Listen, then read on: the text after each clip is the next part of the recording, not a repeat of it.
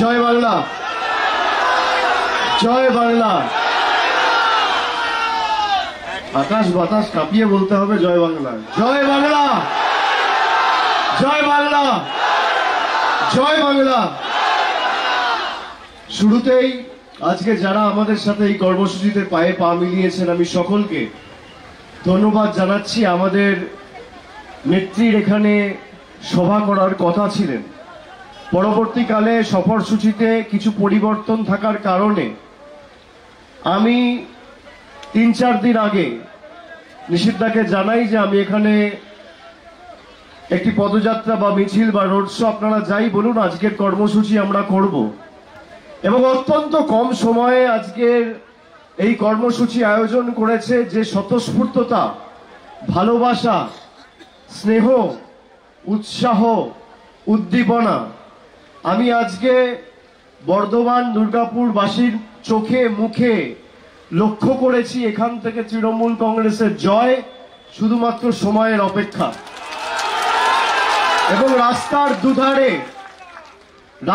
দুধারে ছোট বড়, প্রবীণ নবীন, মায়েরা, দিদিরা, বোনেরা, সহকর্মী, সমবয়সী, সতীর্থ সবাই যেভাবে রাস্তায় বেরিয়ে এসে, বাড়ি থেকে বেরিয়ে, কেউ বাড়ির ছাদে উঠে, কেউ বারান্দা থেকে যেভাবে আমাদের আশীর্বাদ করেছেন আমি আপনাদের কাছে কৃতজ্ঞ। আজকে প্রচারের শেষ দিন, 11 তারিখ। যে উৎসাহ আমি প্রচারের শেষ দিনে দেখছি, বিজয় মিছিল করতে কিন্তু আমি আবার আসবো 4 তারিখের পরে। আপনাদের কথা দিয়ে গেলাম, বিজয় মিছিল করতে আমি 4 তারিখের পরে আসব। এবং এই যে নির্বাচন, আগামী পরশুদিন যে ভোট, 13ই মে 4র্থ দফায় নির্বাচন, এই নির্বাচনে বিজেপি এমন একজনকে আপনাদের এখানে প্রার্থী করে পাঠিয়েছে যে মায়েদের, বাংলার নারীদের সম্মান করতে জানে না, যে কথায় কথায় বাংলার মানুষকে ধমকে চমকে দিল্লির নেতাদের কাছে নাম্বার বাড়ানোর চেষ্টা করে।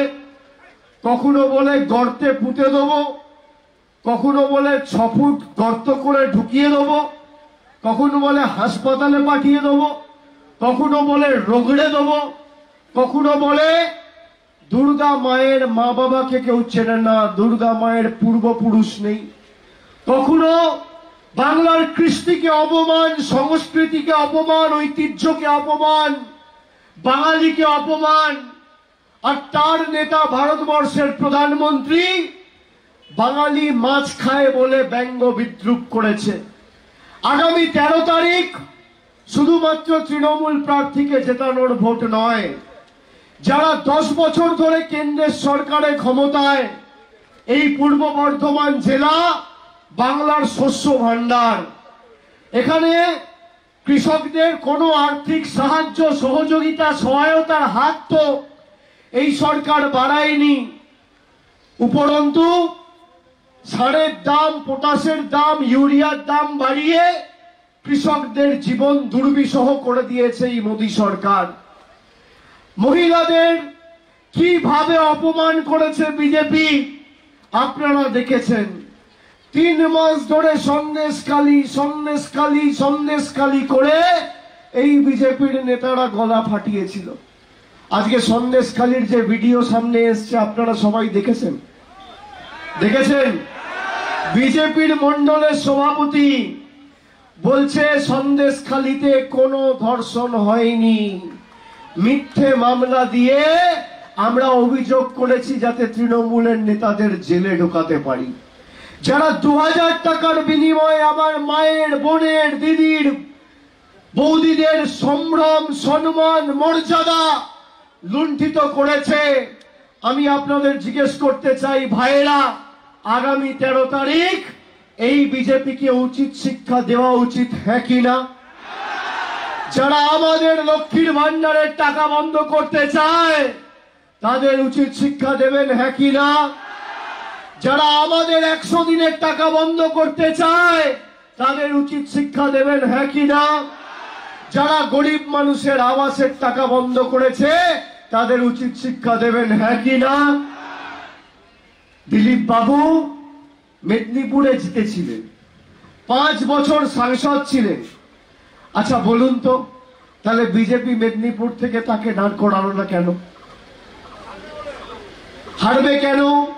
তার কারণ মানুষকে পরিষেবা দেয়নি। 5 বছর ধরে সাংসদ, 5 সপ্তাহ মেদিনীপুরে সময় দেয়নি। সেই লোকটাকে তুলে এনে বর্ধমান দুর্গাপুরে প্রার্থী করা হয়েছে।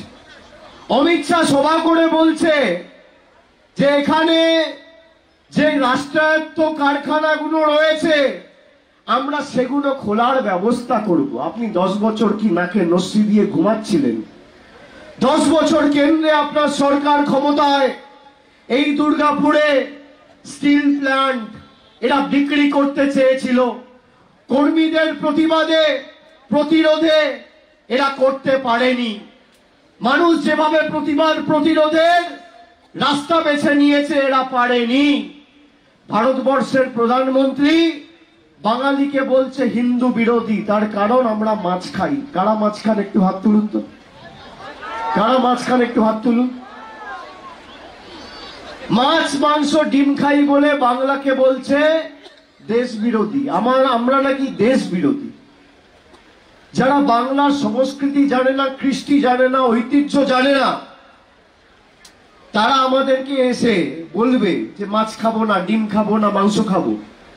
বিজেপি শুধু আপনার ভোট চাইছে না, বিজেপি আপনি কি খাবেন, কি পড়বেন, কোথায় হাঁটবেন, কার সাথে কথা বলবেন, কাকে ভালোবাসবেন, কার বাড়িতে যাবেন, কি রঙের জামা পরবেন, বিজেপি ঠিক করে দিতে চায়। স্বাধীনতা কেড়ে নিতে চায়। বাবা সাহেব আম্বেদকর সংবিধান তৈরি করে যে মৌলিক অধিকার আপনার হাতে দিয়েছিল সেই মৌলিক অধিকার আপনার থেকে কেড়ে নিতে চায়। আজকে কিভাবে বাংলাকে ছোট করেছে এই বিজেপি। আমরা এমনি এমনি বিজেপিকে বাংলা বিরোধী বলি না। আপনি দেখেছেন যে শুধুমাত্র বাংলার মনীষীদের ছোট করেছে তা নয়, শুধুমাত্র বাংলার 59 লক্ষ প্রকৃত প্রাপকের যোগ্য পারিশ্রমিক আটকে রেখেছে তা নয়, শুধুমাত্র বাংলার মানুষের আবাসের টাকা আটকে রেখেছে তা নয়, শুধুমাত্র কয়েকটা ভোটের জন্য বাংলার 10 কোটি মানুষকে 140 কোটি মানুষের কাছে সন্দেশ খালি করে ছোট করেছে এই বিজেপি। আপনি ভাবুন, 2000 টাকা করে এক একটা মহিলাকে দিয়েছে, দিয়ে বলেছে যে তৃণমূলের কর্মী আর নেতাদের বিরুদ্ধে ভুয়ো ধর্ষণের অভিযোগ দাও, ভুয়ো, নইলে এদেরকে তোলানো যাবে না। আমি বলছি না, বিজেপির মন্ডলের সভাপতি বলছি। এদের নেতাদের মুখের ভাষা আপনি শুনেছেন? কয়লা চুরি নিয়ে এত কথা বলে। গতকাল বর্ধমান জেলার সব থেকে বড় কয়লা চোর জয়দেব খান অমিত শাহকে রিসিভ করতে অন্ডাল এয়ারপোর্টে গেছে। কেউ অস্বীকার করতে পারবেন? সব থেকে কুখ্যাত কয়লা মাফিয়া দিলীপ ঘোষের পাশে বসে চা খাচ্ছে জয়দেব খা। 2021-এর ভোটে আপনারা দেখেছিলেন, সেই জয়দেব খাকে কালকে অমিত শাহ নিয়ে এয়ারপোর্টে ঢুকেছে। এদের কাছে আমাদের শিখতে হবে। যোগী আদিত্যনাথ এখানে এসে আমাদের শেখাবে।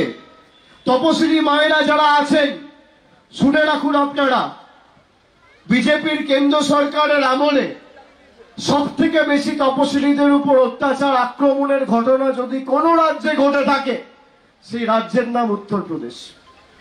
1 বছরে 13,000 ঘটনা ঘটেছে যেখানে তপশিলীদের উপর অত্যাচার করেছে বিজেপির সরকার। 2 নম্বর আসনে রয়েছে রাজস্থান, সরকার বিজেপি। 3 নম্বর জায়গায় রয়েছে গুজরাট, 4 নম্বর মধ্যপ্রদেশ, 5 নম্বর বিহার। 5টা রাজ্যই বিজেপি শাসিত। এদের কাছে আমাদের শিখতে হবে। তপশিলীদের উপর যারা অত্যাচার করে, আপনারা গণমাধ্যমেও দেখেছেন, গত 1 বছর আগে বিজেপির একজন নেতা একটা তপশিলি ভাইয়ের উপর, যার কিছু নেই, রাস্তায় বসে আছে, তার উপর প্রস্রাব করছে। আপনারা দেখেছেন সে ছবি? দেখেছেন? আগামী 13 তারিখ দিনটা ঐতিহাসিক। এই দিনে 2011 সালে পরিবর্তনের সরকার এসেছিল বাংলায়।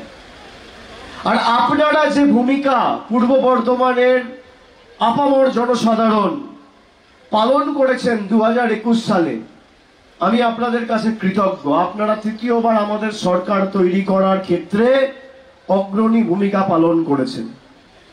এবারে আমি আপনাদের অনুরোধ করব যে কয়েকটা ভোটের ব্যবধানে, খালি 2500 ভোটে আমরা 2019-এ এই আসনটিতে পরাজিত হয়েছিলাম।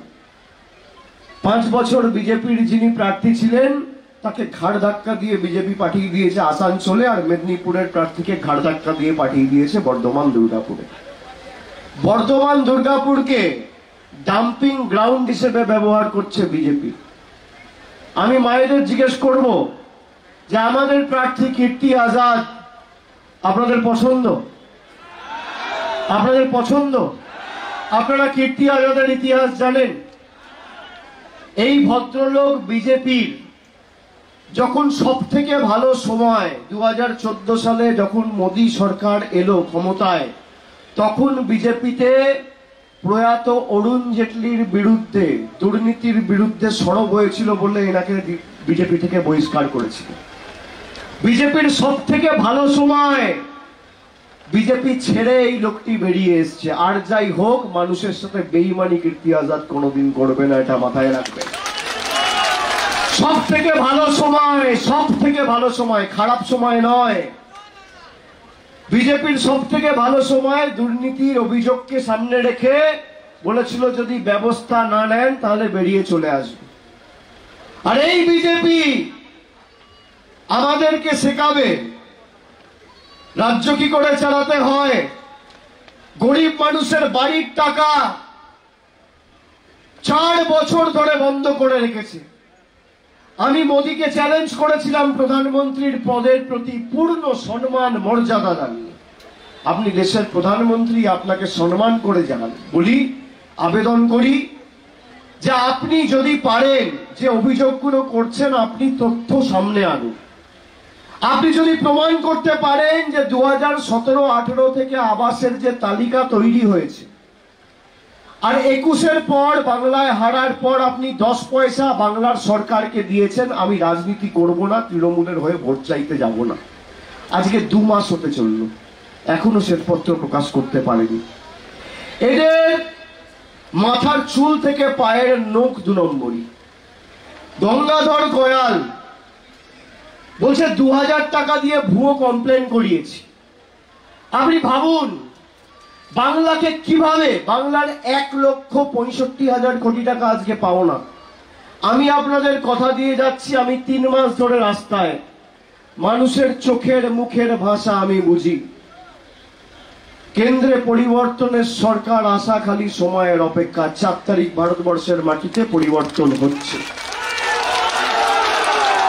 এবং সেই নতুন সংবেদনশীল গণতান্ত্রিক প্রগতিশীল সরকারের প্রতিষ্ঠার ক্ষেত্রে যাতে পূর্ব বর্ধমানের মানুষ অগ্রণী ভূমিকা পালন করে এবং চালিকা শক্তির আসনে বাংলার মানুষ বসে, সেটা আপনাদের সুনিশ্চিত করতে হবে। এদের বিদায় আসন্ন। খুঁটি পুজোটা আজকে করে দিয়ে গেলাম 11 তারিখ। 13 তারিখ অষ্টমীর অঞ্জলিটা আপনারা ভোটের বুথে গিয়ে দেবেন।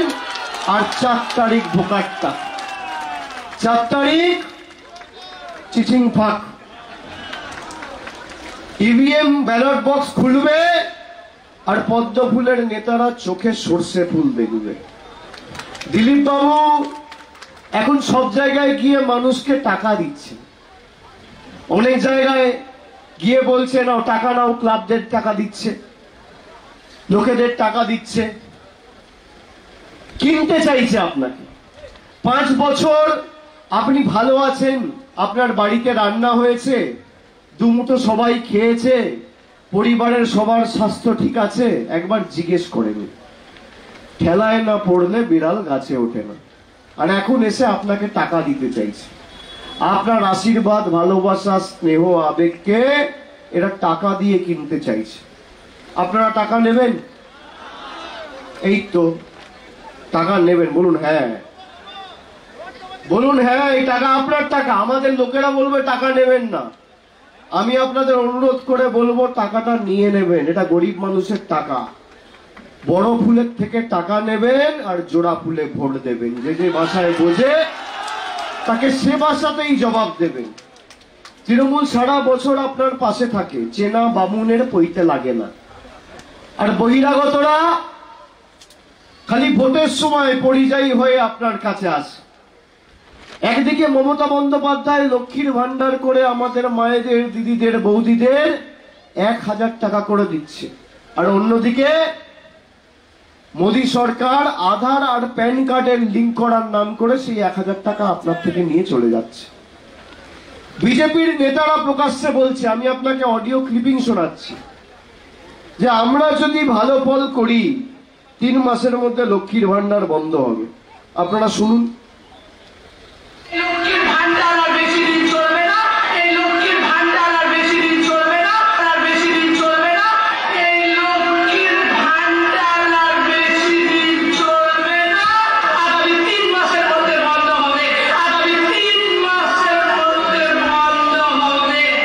শুনলেন?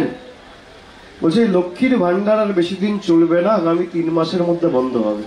কার কণ্ঠস্বর এটা? আমার।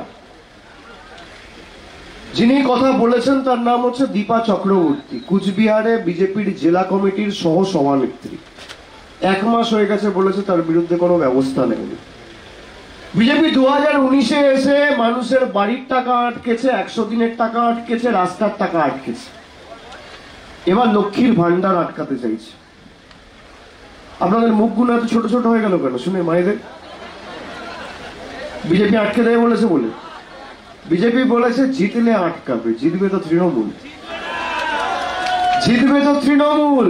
আর আমি আপনাদের কথা দিয়ে যাচ্ছি, যতদিনই বর্ধমানের মাটিতে তৃণমূলের প্রতিনিধি থাকবে আর আমাদের রাজ্যে মামাটি মানুষের সরকার থাকবে, আপনার লক্ষ্মীর ভান্ডার আটকানোর দুঃসাহস কারণ এই ভারতবর্ষের প্রধানমন্ত্রীর নেই। আপনি যেভাবে লক্ষ্মীর ভান্ডার পাচ্ছেন, যতদিন তৃণমূল থাকবে প্রতি মাসে আপনি লক্ষ্মীর ভান্ডার পাবেন। আমি নবজোয়ার করে যখন গেছিলাম বর্ধমান জেলায়, প্রায় 3-4 দিন ছিলাম, রাস্তায় ছিলাম, 2.5 মাস বাড়ি যাইনি। মায়েরা, বৌদিরা রায়না দিয়ে, জামালপুর দিয়ে আমি যখন গেছি, রাস্তার দুধারে শঙ্খধ্বনি দিয়ে, উলুধ্বনি দিয়ে বরণ করে আমাকে বলছে, বাবা মূল্য বৃদ্ধির এই সময়ে আর সংসার চলছে না, 500 টাকা লক্ষ্মীর ভান্ডার দিদিকে বলো না একটু বাড়াবে। কি মায়েরা আজকে লক্ষ্মীর ভান্ডার বেড়েছে কিনা? 100 দিনের টাকা যারা পাননি আজকে বলুন পেয়েছেন কিনা? দিয়েছে কে? দিয়েছে কে? আর মোদি গ্যারান্টি দিয়েছিল আজকে দিনের 15 লাখ টাকার, বছরে 2 কোটি বেকারের চাকরি, জিএসটি করে অর্থনৈতিকভাবে দেশকে আরো প্রগতিশীল করে তুলবো। দেখেছেন হয়েছে?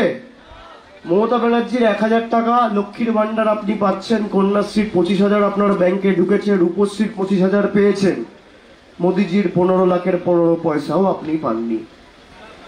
এদের গ্যারান্টি হচ্ছে মিথ্যে কথার গ্যারান্টি, 2 নম্বরের গ্যারান্টি। এরা কোনোদিন সত্যি কথা বলে না। এরা মানুষকে ভাতে মারতে চায়, পেটে মারতে চায়। যারা 3 বছর 2021-এর পর থেকে আপনার পাশে একবার এসে দাঁড়ায়নি, তারা কি গ্যারান্টি দেবে আপনাকে?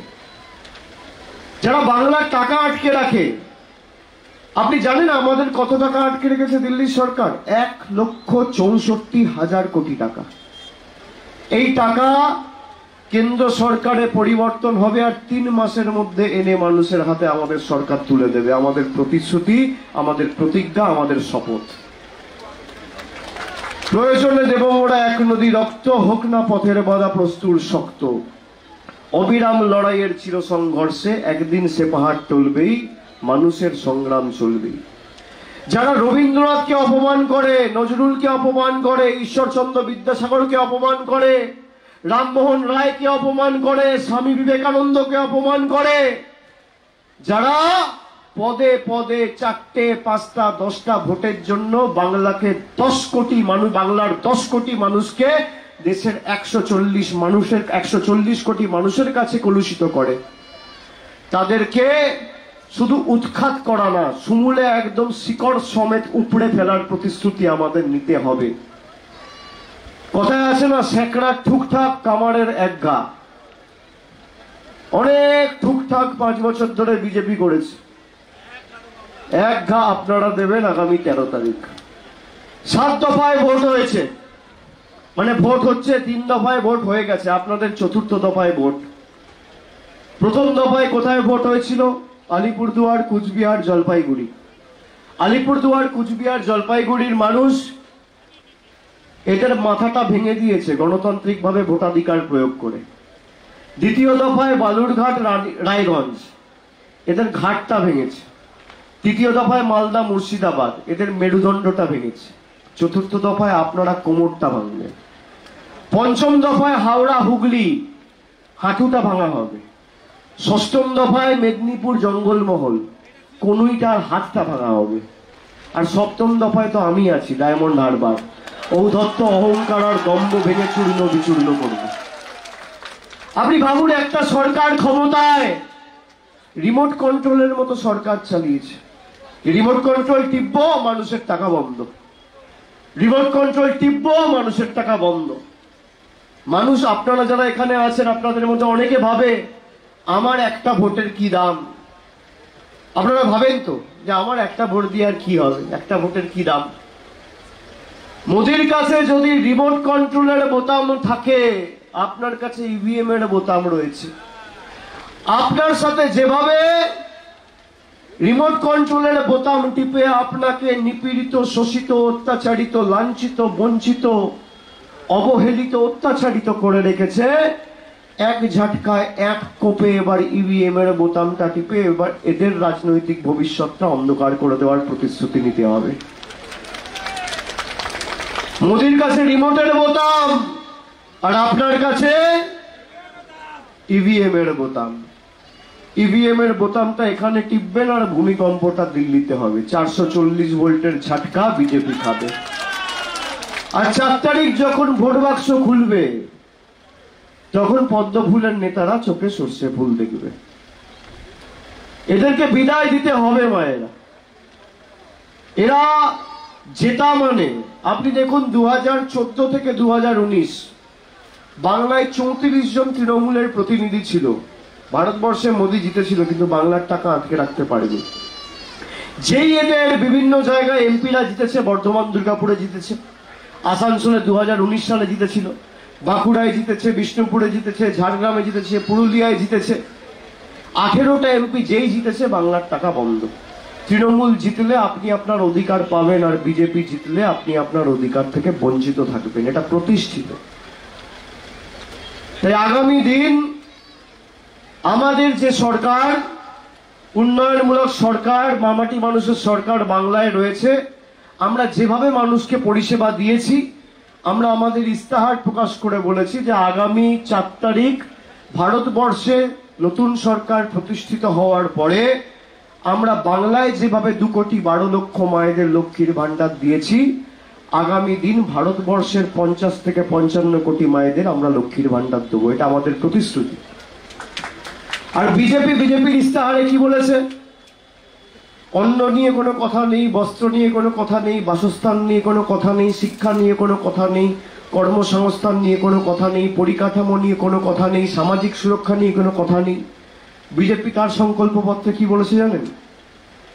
বলেছে একবার নির্বাচন করতে দেবো। মানে আপনি পঞ্চায়েত সমিতিতে ভোট দেন, জেলা পরিষদে ভোট দেন, লোকসভায় ভোট দেন, বিধানসভায় ভোট দেন, বিজেপি বলছে যে তোমাদের সে ভোটাধিকার তোমাদের হাত থেকে কেড়ে নেবো। 1 নেশন 1 ইলেকশন, মানে নির্বাচন করতে দেবে না। আমি বলছি না, বিজেপির সংকল্পপত্রতে রয়েছে। এরা সংকল্পপত্রে মানুষের কাজ নিয়ে কিছু বলেনি। আপনি দেখুন না, 10 বছর আগে মোদী সরকার ক্ষমতায় আসার আগে এখানে যারা আছেন, খালি একবার চোখ বন্ধ করে 10 বছর আগে কি পরিস্থিতি ছিল ভাবুন। একটা ডিমের দাম ছিল 3 টাকা, 2.5 টাকা। আজকে একটা ডিমের দাম কত? 7 টাকা। কত? পেট্রোল ছিল 50 টাকা, আজকে 100 টাকা। রান্নার গ্যাস ছিল 400 টাকা, আজকে 1000 টাকা। দুধ ছিল 20 টাকা লিটার, আজকে দুধ কত? 50 টাকা, 55 টাকা লিটার। সর্ষের তেল ছিল 50 টাকা লিটার, আজকে সর্ষের তেল কত? 170-80 টাকা লিটার। চা পাতা ছিল 100 টাকা কেজি, আজকে চা পাতা কত?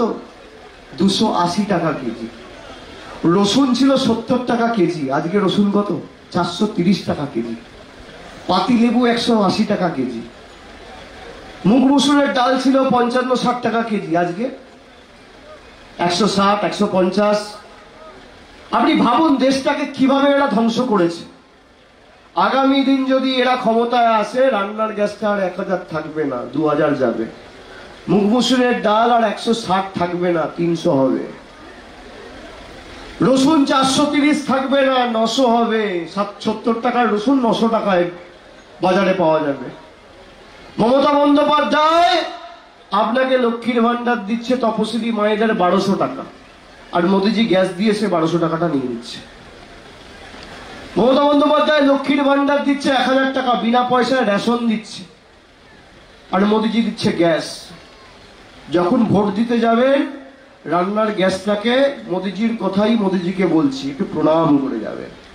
রান্নার গ্যাসটাকে একটু প্রণাম করে যাবে, ঠিক আছে?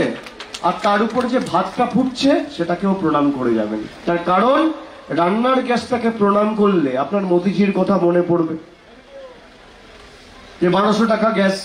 আর যে ভাতটা ফুটছে সেটা মামাটি মানুষের সরকার দিয়েছে বিনামূল্যে, বিনা পয়সায়। প্রণাম করলে মমতা বন্দ্যোপাধ্যায়ের কথা মনে পড়ে যাবে। একটা ছোট্ট গল্প বলে খালি শেষ করব, আমি সময় বেশি নেব না। এমনিতেই আকাশ মেঘলা, বৃষ্টি বাদলের দিন, আপনাদের সকলকে বাড়ি ফিরতে হবে।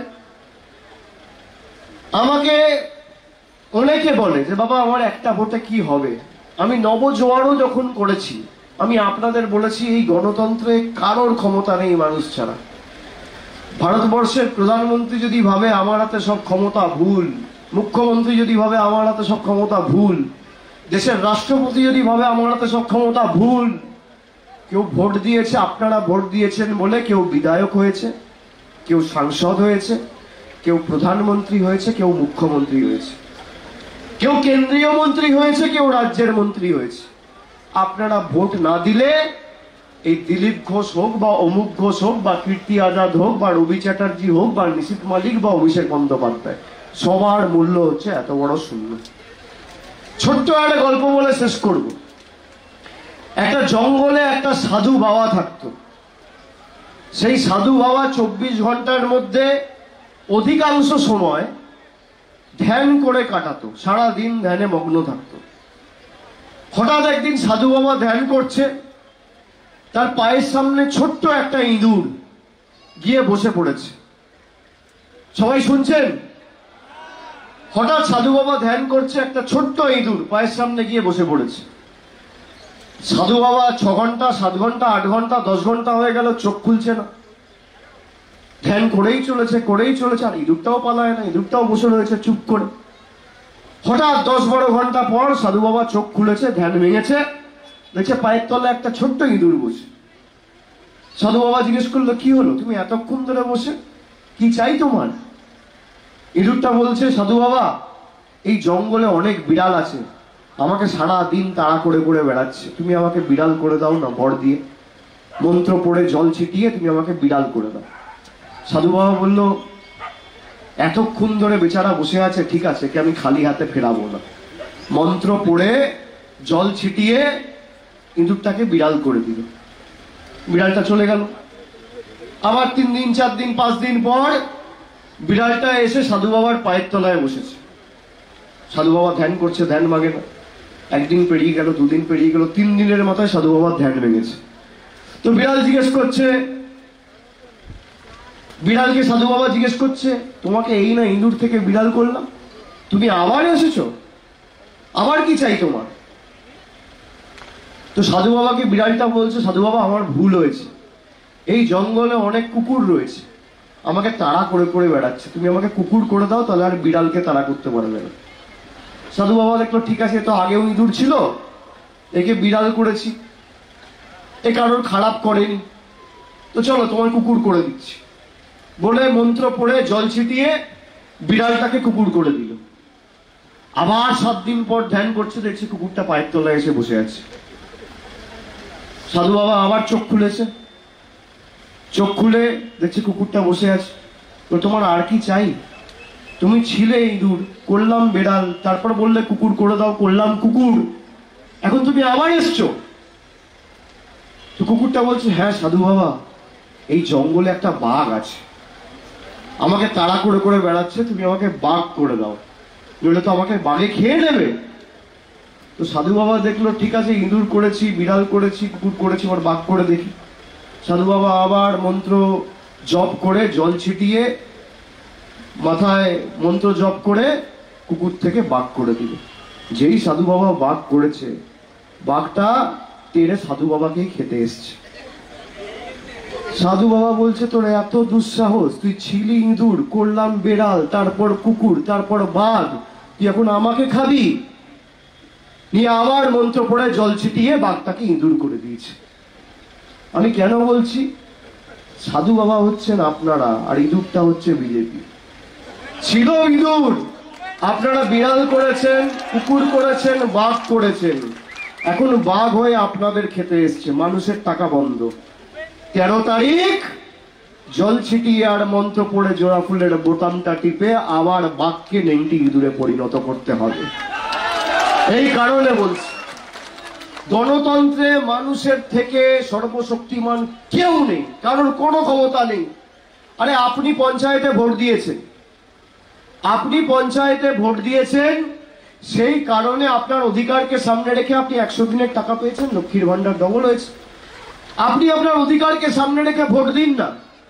আমি এখান দিয়ে যখন যাচ্ছিলাম বর্ধমান দুর্গাপুর দিকে, দুর্গাপুর পশ্চিমে কলকাতা ফেরার সময়, আমি একদিনের জন্য কলকাতা ফিরেছিলাম। কলকাতা ফেরার সময় আমাকে দুজন রাস্তায় দাঁড়িয়ে ধরে বলেছিল যে 100 দিনের টাকা বন্ধ, বাবা কিছু ব্যবস্থা করো। আমি বললাম, লোকসভায় কাকে ভোট দিয়েছি?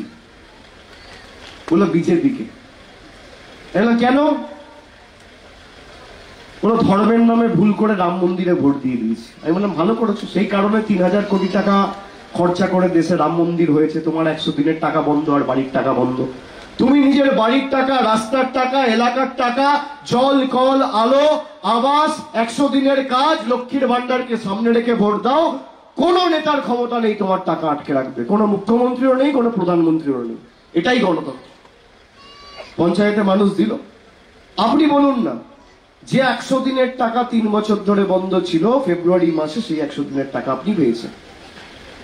আপনারা যারা এসছেন, আপনাদের সকলকে আমি ধন্যবাদ জানাই, প্রণাম জানাই। আপনারা সব জায়গায় গিয়ে এটা বলবেন, আমাদের বাংলাকে বঞ্চিত লাঞ্ছিত করে রেখেছে, তো আমাদের আবাসের টাকা বন্ধ করে রেখেছে। গরিব মানুষ ঘরের জন্য আবেদন করেছে, নিবেদন করেছে, আবাসের টাকা বন্ধ। ভাই, তৃণমূল কারো দয়া দাক্ষিণ্যে বেঁচে নেই। আগামী 4 তারিখ সরকার তৈরি হওয়ার পরে, এখানে বিজেপি প্রার্থী পরাজিত হওয়ার পরে আর কীর্তি আজাদ জেতার পরে, আগামী 6 মাসের মধ্যে, এই বছর শেষ হওয়ার আগে, এটা আমাদের গ্যারেন্টি, 31শে ডিসেম্বর 2024-এর আগে যারা বাড়ির জন্য আবেদন করেছেন, যাদের সত্যি মাথার উপর ছাদের বাড়ির প্রয়োজন, তাদের তালিকা সরকারের কাছে আছে। 31শে ডিসেম্বরের মধ্যে কেন্দ্র সরকার দিক আর না দিক, আমাদের সরকার বাড়ির প্রথম কিস্তির টাকা আপনার অ্যাকাউন্টে পৌঁছে দেবে, এটা আমাদের গ্যারেন্টি। নিজের অধিকারকে সামনে রেখে লড়াই করুন। আর আমার, আপনার, সবার প্রার্থী, জোড়া ফুলের প্রার্থী, মামাটি মানুষের প্রার্থী কীর্তি আজাদকে 1 নম্বর বোতাম টিপে ঘাসের উপর জোড়া ফুল চিহ্নে ভোট দিয়ে বিপুল ভোটে জেতাতে হবে। যারা বাংলাকে, আপনারা যে সুযোগটা পেয়েছেন না, যে বাংলার মানুষকে বলেছিল 6 ফুট গর্তে ঢোকাবো, বলেছিল তো, মনে আছে তো? বলেছিল জায়গায় জায়গায় শীতলকুচি করব, বলেছিল রগড়ে দেবো, তাকে রগড়ানোর সুযোগও পেয়েছেন, আর গণতান্ত্রিক ভাবে 6 ফুট গর্তে ঢোকানোর সুযোগ পেয়েছেন। যত জোরে জোড়া ফুলের বোতামটা টিপবেন, তত গর্তের ভিতর দিলীপ ঘোষ আর বিজেপি ঢুকবে। তাই আগামী দিন আমাদের স্বার্থকে সামনে রেখে, এই পূর্ব বর্ধমানের স্বার্থ, এলাকার সার্বিক উন্নয়ন, আমাদের অধিকারকে সামনে রেখে আপনারা লড়াই করুন এবং আমাদের প্রার্থীকে জেতান। যেভাবে তৃণমূল কংগ্রেস আপনাদের পাশে ছিল, আগামী দিনও থাকবে, কোনো ব্যতিক্রম হবে না, এটা আমাদের গ্যারেন্টি। আমরা কথা দিয়ে কথা রাখি। আমরা যেটা পারবো না আমরা বলে দিই আমাদের দ্বারা সম্ভব নয়, কিন্তু যদি কথা দিই, শরীরের শেষ রক্তবিন্দু পর্যন্ত কথা দিয়ে কথা রাখি। কথা রাখি তো মায়েরা? আপনারা বলুন তো, স্বাস্থ্যসাথী কার্ড আপনারা পাচ্ছেন কিনা? লক্ষ্মীর ভান্ডার আপনারা পাচ্ছেন কিনা? বিনামূল্যে রেশন আপনারা পাচ্ছেন কিনা? আপনারা জানেন রেশনের টাকা ভাকা সব বন্ধ করে দিয়েছে বিজেপি। গায়ে জ্বালা, বাংলায় হেরেছে। এরা চায় বাংলার মানুষ এদের কাছে গিয়ে স্যারেন্ডার করুক। আমরা মাথা নত করবো না। আমরা মাথা নত করতে হলে সাধারণ মানুষের কাছে করব, গরিব খেটে খাওয়া শ্রমিকের কাছে করব, জনগণের কাছে করব, দিল্লির স্বৈরাচারীদের কাছে করব না। আমি এটুকু বলে সকলকে ধন্যবাদ, প্রণাম, কৃতজ্ঞতা। এই অ্যাম্বুলেন্সটা ছেড়ে দাও, অ্যাম্বুলেন্সটা ছেড়ে দাও। না, এখান থেকে ছেড়ে দাও, আমি নেমে যাচ্ছি। অ্যাম্বুলেন্সটা ছেড়ে দিন। আমি সকলকে ধন্যবাদ জানিয়ে, আপনাদের সকলকে কৃতজ্ঞতা প্রণাম জানিয়ে আমার বক্তব্য এখানেই শেষ করলাম। আমরা মানবতার রাজনীতিতে বিশ্বাস করি। মিটিং 5 মিনিট কম হলে অসুবিধা হবে না, মানুষের জীবন বেশি গুরুত্বপূর্ণ।